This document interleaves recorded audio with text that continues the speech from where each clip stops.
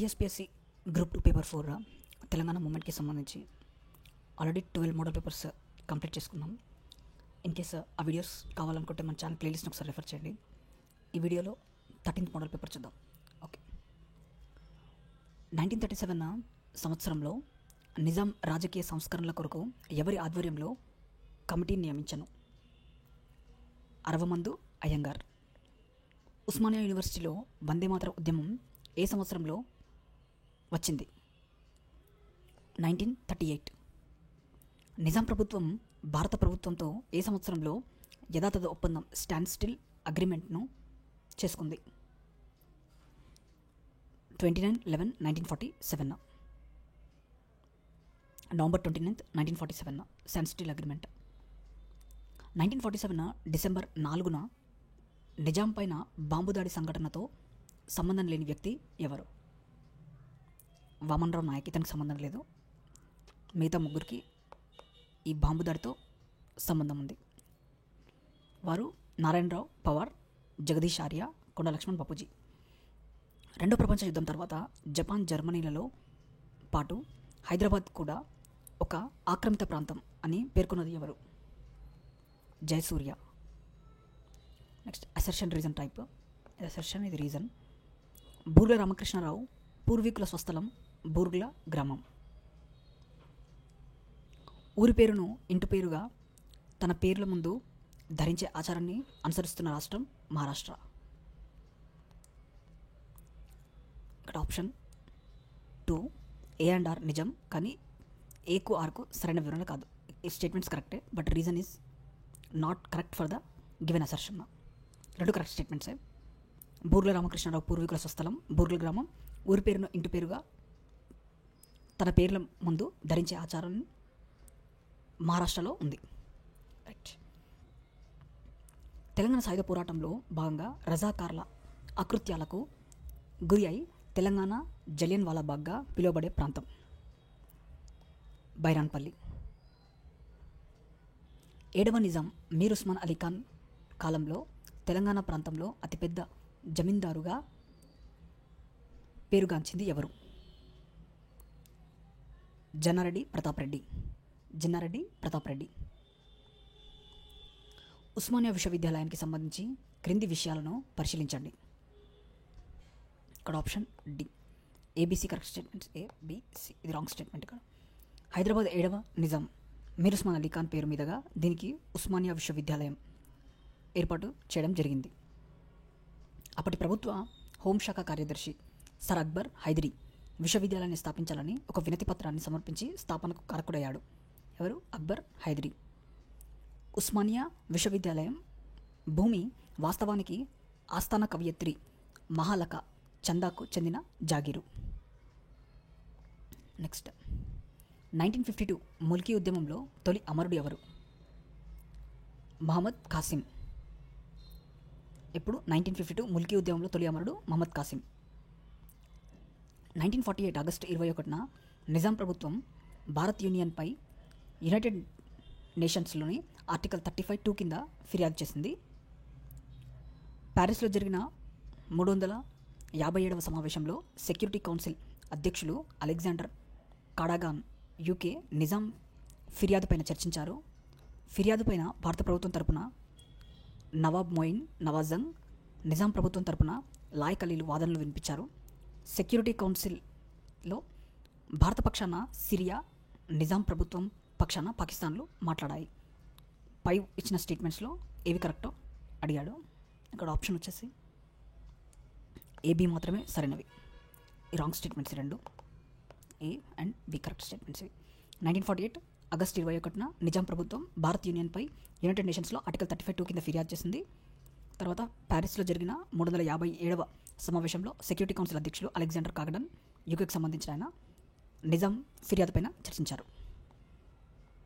అంబేద్కర్ ప్రకారం రాష్ట్రాల స్వభావాలలో సమతుల్యం ఉండాలి అనగా ఈ క్రింది వానిలో ఏది అవసరం లేనిది ఏంటిది అని అడిగాడు. విద్య అవసరం లేదు. ఆపరేషన్ పోలోను ఎవరి సూచన మేరకు భారత ప్రభుత్వం పోలీస్ చర్య అని పేరు పెట్టింది? చక్రవర్తుల రాజగోపాలాచారి. సకల జనుల సమ్మె ముగిసిన అనంతరం టీఆర్ఎస్ పార్టీ పొలిట్ బ్యూరో సభ్యుడు చెరుకు Sudhakar PD act, nano act కింద అరెస్ట్ చేసి ఏ జైలుకు పంపారు? వరంగల్ జైల్. నెక్స్ట్ అక్కడ 4 స్టేట్మెంట్స్ ఇచ్చాడు. ఏ స్టేట్మెంట్స్ కరెక్ట్ అంటున్నాడు? ఆప్షన్ వచ్చేసి ఏది కాదు, అన్ని రాంగ్ స్టేట్మెంట్స్ ఇవి, అన్నీ కూడా రాంగ్ స్టేట్మెంట్స్. సో స్కిప్ చేస్తున్నాను దాన్ని. ఓకే, నెక్స్ట్ కూడా పైన పేర్కొన్న అంశాలు తప్పుగా ఉన్నదాన్ని గుర్తించండి. ఇక్కడ రాంగ్ స్టేట్మెంట్ అడిగాడు, ఇది రాంగ్ స్టేట్మెంట్. ఇక్కడ మిగతా 3 కరెక్ట్. ముల్కీ నిబంధనలు రాజ్యాంగ విరుద్ధం అని సుప్రీంకోర్టు 1969 మార్చ్ 28న తీర్పునిచ్చింది. రంగారెడ్డి జిల్లా 1978 ఆగస్టు 15న ఏర్పడింది. 1948 ఆగస్టు 23న షోయబుల్లా ఖాన్ హత్యకు గురయ్యాడు. 1956లో ఉమ్మడి ఆంధ్రప్రదేశ్ రాష్ట్రంలో 213 మెగావాట్ల విద్యుత్ ఉత్పత్తి కాగా తెలంగాణ ప్రాంతంలో అందులో ఎంత శాతం ఉత్పత్తి అయ్యేది?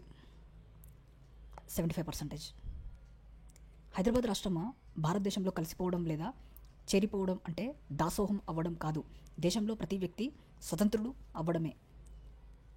చేరిపోవడానికి లేదా విలీనం కావడానికి అర్థం సమానత అని పేర్కొన్నది ఎవరు? జవహర్లాల్ నెహ్రూ. నెక్స్ట్ ఇక్కడ మ్యాచింగ్ అడిగాడు. నెక్స్ట్ ఇక్కడ ఆప్షన్ సి, సిడిఏబి. సిడిఏబి. వంతన, బహ్రమానం, కొంగ, శ్రామికుడు, ముసి, పొద, అర్ణం. సారీ, ఇక్కడ వంతన ఆనవాయితీ, వంతన ఆనవాయితీ, కొంగ శ్రామికుడు, ముసి పొద, అర్ణం బహ్రమానం. నెక్స్ట్ 20th కూడా మ్యాచింగే. ఇక్కడ option A, A C D B. A C D B. Hyderabad Bhagat Singh, Narayanarao Pawar, Telangana Shivaji, Sardar Sarvai Papanna, Telangana వైతాళికుడు మాడపాటి హనుమంతరావు, హైదరాబాద్ ప్రకాశం రామానంద తీర్థ. వెల్లుడి మంత్రివర్గంలోని వ్యక్తులు వారి యొక్క శాఖల్లో తప్పుగా జతపరిచిన దాన్ని గుర్తించండి. ఇది రాంగ్గా మ్యాచ్ అయింది, మిగతా 3 correct. Burla Ramakrishna Rao revenue, M Seshadri హోంశాఖ, Nawab Zain Yar Jung public works. Next కొన్ని స్టేట్మెంట్స్ ఇచ్చాడు, 4 స్టేట్మెంట్స్. అందులో తప్పుగా ఉన్నది గుర్తించండి. సి మాత్రం రాంగ్, ఇక్కడ మిగతా 3 కరెక్ట్ స్టేట్మెంట్స్. హైదరాబాద్ శాసనసభకు 1952లో జరిగిన ఎన్నికల్లో ఐఎన్సీ 155 స్థానాలకు గాను 93 స్థానాల్లో విజయం సాధించింది. 1952 ఎన్నికల్లో బుర్ల రామకృష్ణరావు షాద్నగర్ నుండి ఎమ్మెల్యే ఎన్నికయ్యారు. ఆంధ్ర పితామహుడిగా పేరు పొందిన మాడపాటి హనుమంతరావు 1952 ఎన్నికల్లో గజ్వేల్ నియోజకవర్గం నుండి పెండెం వాసుదేవ్ చేతిలో ఓడిపోయారు. నెక్స్ట్ మ్యాచింగ్ ఉంది ఇక్కడ. ఇక్కడ ఆప్షన్ ఏ, డిఏసిబి. డిఏసిబి. విబి రాజు కార్మిక శాఖ, దిగంబర్ రావు బిందు హోం మంత్రిత్వ శాఖ, మరిచెన్నారెడ్డి వ్యవసాయ శాఖ, శంకర్దేవ్ హరిజనాభ్యుదయం. నెక్స్ట్ పైన స్టేట్మెంట్లో తప్పుగా ఉన్నది గుర్తించండి. రాంగ్ స్టేట్మెంట్స్ని ఐడెంటిఫై చేయమని అడిగాడు. ఇక్కడ option 3 and 4 2 wrong statements, 2 correct. 1952 June జూలైలో మాసంలో వరంగల్లో ముల్కీ ఉద్యమం ప్రారంభమైంది. 1952 ముల్కీ ఉద్యమం ప్రధాన నినాదం ఇడ్లీ సాంబార్ గో బ్యాక్. ప్రఖ్యాత బండెనక బండి కట్టి 16 బండ్లు కట్టి పాటలో నిజాం ఎవరిని మించిపోయాడని యాదగిరి రాశాడు? తెల్లదొరలను మించిపోయాడని యాదగిరి రాశాడు. టీఆర్ఎస్ తెలంగాణ సోయి అనే ఒక చైతన్య కార్యక్రమం ఎవరిని ఉద్దేశించి నిర్వహించింది? యువతను ఉద్దేశించి నిర్వహించింది తెలంగాణ సోయి. 1952 ముల్కీ ఉద్యమం వరంగల్లో ఆరంభమవుటకు ప్రధాన కారణం ఉపాధ్యాయ బదిలీలు. నెక్స్ట్ 4 స్టేట్మెంట్స్ ఇచ్చాడు. పైన పేర్కొన్న ఐచ్ఛికాలో సరికానిది ఇది ఐడెంటిఫై చేయమన్నాడు. ఇక్కడ ఆప్షన్ సరికానిది 3rd స్టేట్మెంట్ రాంగ్, ఇక్కడ రాంగ్ స్టేట్మెంట్ ఇది, మిగతా 3 కరెక్ట్.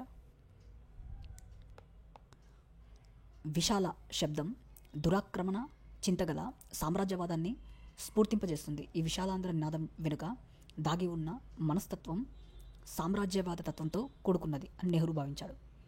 ఆంధ్ర రాష్ట్రానికి రాజధాని కాగల నగరం ఒక్కటి కూడా లేదు, అది ఒయాసిస్లో కూడా లేని ఒక ఎడారి అని అంబేద్కర్ అభిప్రాయపడ్డారు.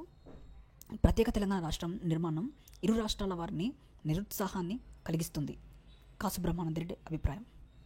నెక్స్ట్, ఈ కింద పేర్కొన్న నాయకులలో ఎవరు విశాలాంధ్రను కోరుకుంటూ ఎస్ఆర్సీకి వినతిపత్రం సమర్పించారు? కాళోజీ నారాయణరావు. దక్షిణ భారత తాజ్మహల్ అని క్రింది వానిలో దేన్ని పేర్కొంటారు? పైగా టోమ్స్ దక్షిణ భారత మహల్గా. ఉస్మానియా విశ్వవిద్యాలయం ఆర్ట్స్ కాలేజీని రూపశిల్పి ఎవరు? జాస్పర్. ప్రసిద్ధ చిత్రకారుడు ట్రావెర్నియర్ హైదరాబాద్లోని ఏ ప్రదేశాన్ని ప్యారిస్లోని ప్రసిద్ధ ఫాంట్ న్యూ బ్రిడ్జ్ దాంతో పోల్చారు? పురాణాపూల్ వంతెన. హైదరాబాద్లోని ప్రసిద్ధ లాల్ బజార్కి క్రింది వానిలో దేనికి ప్రసిద్ధి? గాజులకు. దీనికి జిఐ ట్యాగ్ కూడా వచ్చింది ఆల్రెడీ. ఓకే. హలీసిక్కా ప్రాంతీయ ముద్రణాలయం ఎక్కడ కలదు? గద్వాల్. హిందూ పత్రికలో నిజాంను ఇండియన్ డయర్గా పేర్కొన్నది ఎవరు? పండిట్ తారానాథ్. నిజాంను ఇండియన్ డయర్గా పేర్కొన్నది పండిట్ తారానాథ్. నెక్స్ట్, గిరిజనులు ప్రముఖ పండుగైన తీజ్ పండుగను ఏ మాసంలో జరుపుకుంటారు? ఆషాఢ మాసంలో. నెక్స్ట్, ప్రత్యేక తెలంగాణ సాధనకు ప్రొఫెసర్ జయశంకర్ ప్రతిపాదించిన 3 ప్రధాన అంశాలు ఏవి? అవగాహన, ఉద్యమం, రాజకీయ ప్రక్రియ.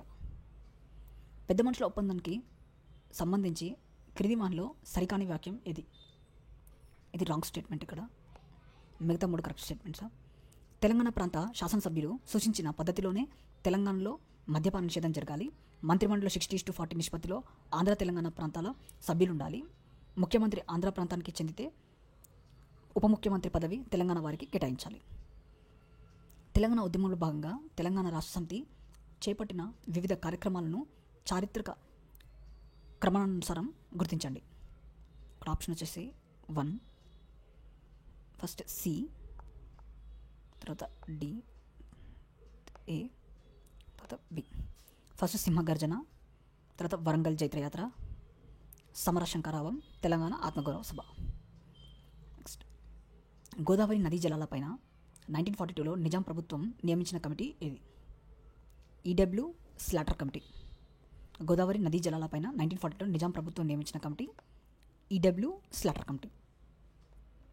ఇక్కడితో ఈ మోడల్ పేపర్ కంప్లీట్ అయిపోయింది. నెక్స్ట్ వీడియోలో 14th మోడల్ పేపర్ చూద్దాం. దాంతో ఈ మోడల్ పేపర్స్ కంప్లీట్ అయిపోతాయి. దాని తర్వాత తెలంగాణ ఉద్యమానికి సంబంధించి ప్రీవియస్ ఇయర్స్ క్వశ్చన్స్ని కవర్ చేద్దాం. ఇన్ కేస్ మీకు వీడియో నచ్చింటే లైక్ చేయండి, మన ఛానల్ సబ్స్క్రైబ్ చేసుకోండి. నెక్స్ట్ వీడియో మళ్ళీ కలుద్దాం. Thank you.